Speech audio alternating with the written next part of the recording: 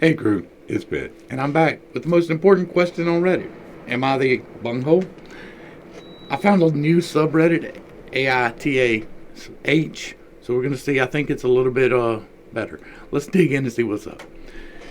Am I the bunghole for not wanting to cover half the rent on my husband's place after I've left him? We're gonna hold all my comments till the end. I live in New Zealand. Okay, so I apologize for any spelling errors and things. I'm writing this at work on my lunch break. So I was married to my husband for 4 years when he started to have an affair with one of my work friends, co-workers. Went on for about 2 months before the girl felt back and told me about it. I confronted my husband, and instead of saying he's sorry and he will change, he told me he was poly and needed to continue his relationship with his mistress in order to be happy. I moved countries for this man, gave up my life, and started over thousands of miles away from my nearest friend or family because I loved him. I helped him pay off his debt with my earnings and money my father sent me to help me get started in a new country.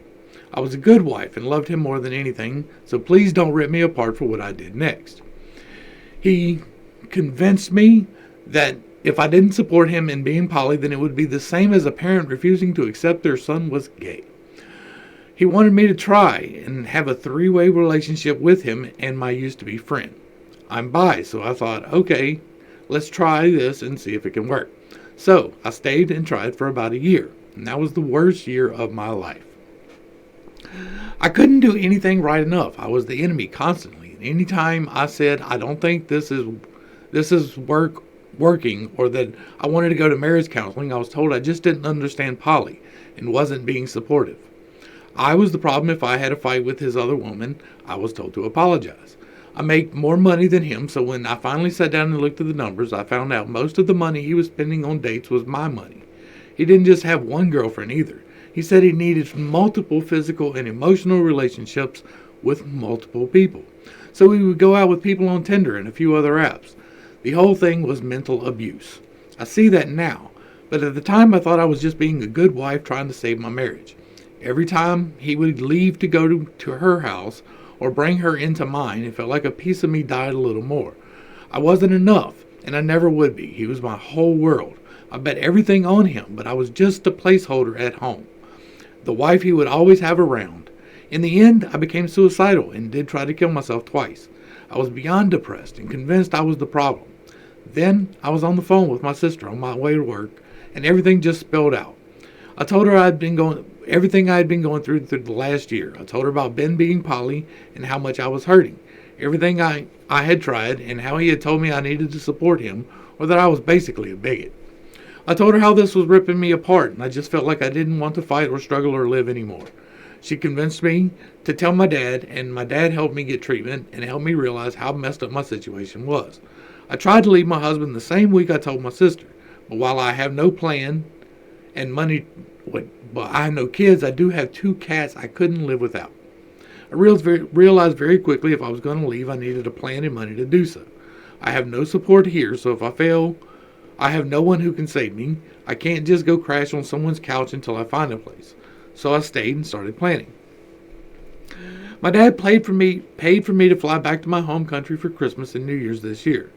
Firstly, because I hadn't seen them in 5 years and missed everyone. But secondly, so my dad and I could sit down together and figure out how much I could afford on rent myself, and how much it would take up front to get me out. My dad agreed to pay my deposit and fees to get me out of my lease with my husband.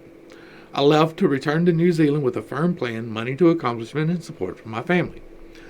To make a long story short, I have found an apartment that I can keep my cats and would be living by myself. I move next month.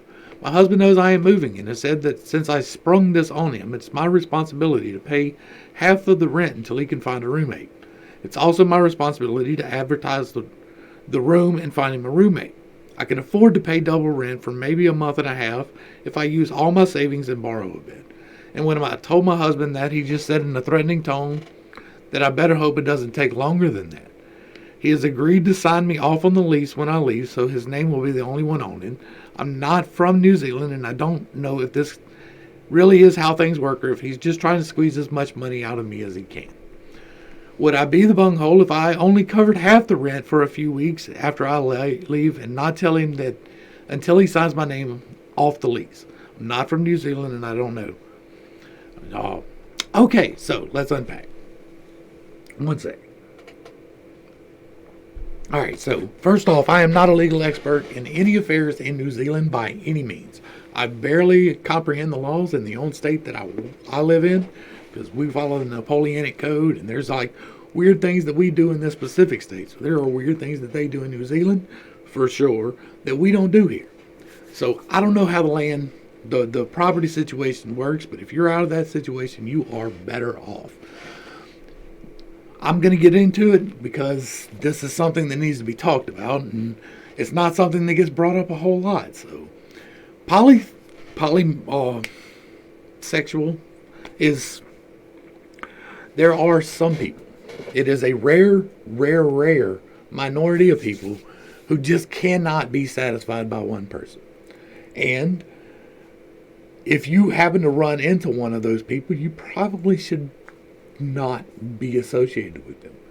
And that's not to necessarily say that people like that are bad, but they expect you to be able to do the same thing that they do, which is disassociate the sex from the love in a way.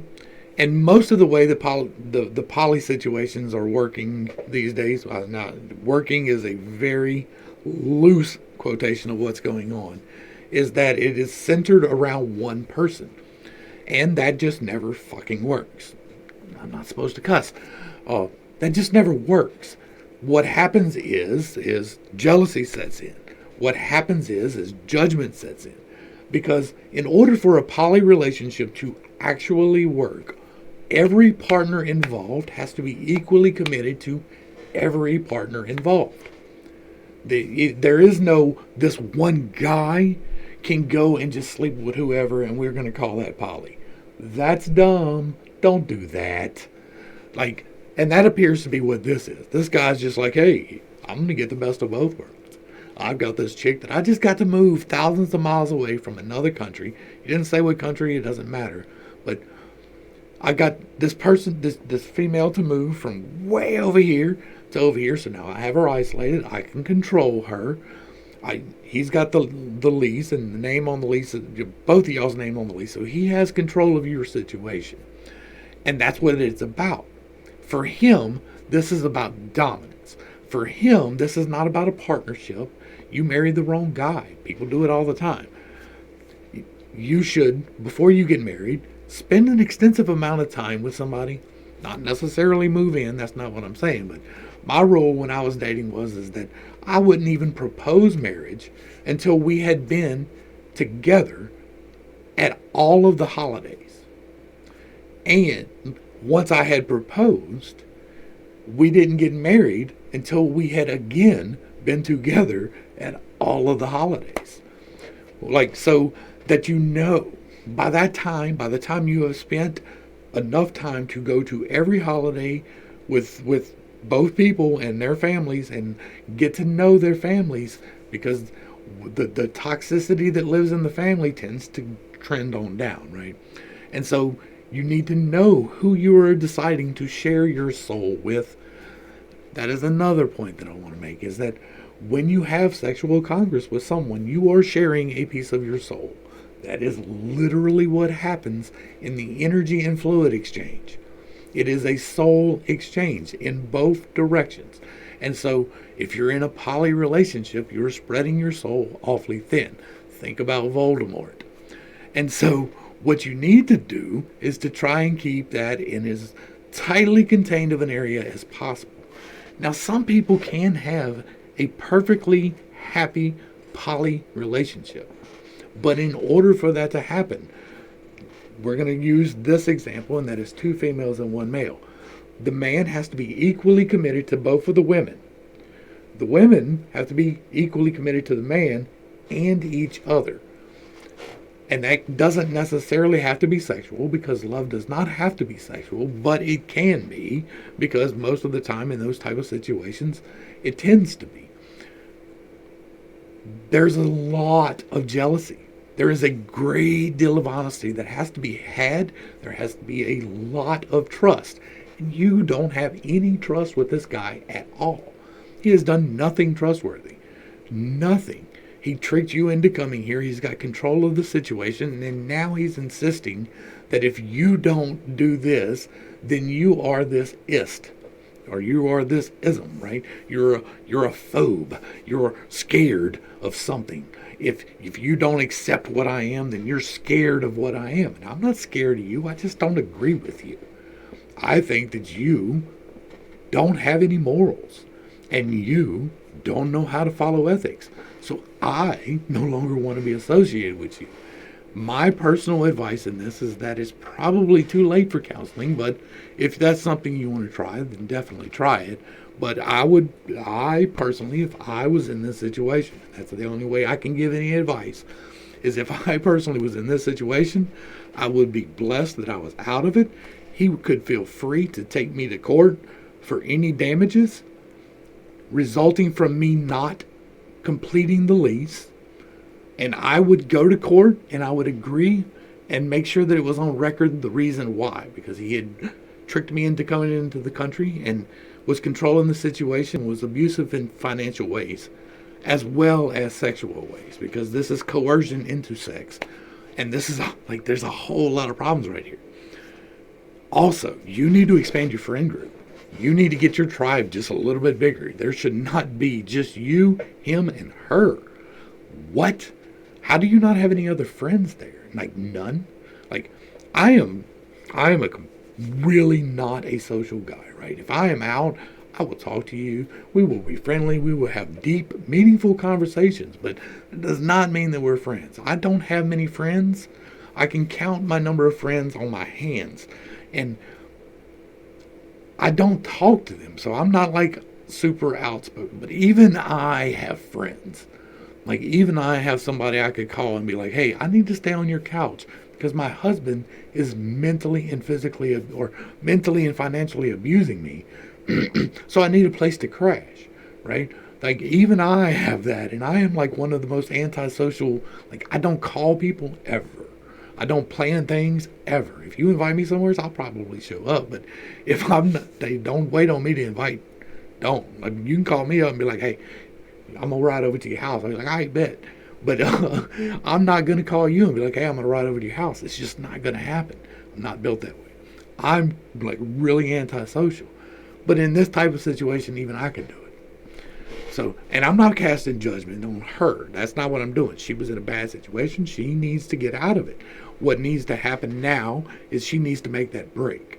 You, and I'm talking now to the lady who wrote the thing, you need to find and expand your friend group so that this situation here doesn't become a situation again, because it has a tendency to if you don't learn how to deal with it. You need to get a therapist, and you need to go talk to your therapist quite often, at least until you get a handle on your need to be validated by somebody else, because that is what this whole situation breaks down to, is you seeking external validation. This is some TE child stuff. But congratulations on finding your apartment, especially since you was able to bring your pets, because I know how fur babies are.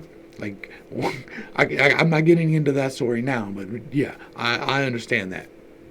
And get a divorce. Like, I would get a divorce. That's what I'm going to say. I'm not telling you to get a divorce, because your decision is your decision. You are grown folk, and grown folk can make grown folk decisions. But as a grown folk, I would make the decision to get a divorce as quickly as possible. And if he wants to settle this and sue you for the lease, then so be it. Take him to court. You're not the bunghole in the situation. You have been manipulated, and you are a victim. Do not stay a victim. To the crew, thanks for hanging out. I appreciate every single minute that you are here with me, and I am praying for you every single day. Until next time, I love you. You are perfect, whole, and complete, just the way that you are. And this has been Pittstake. Peace.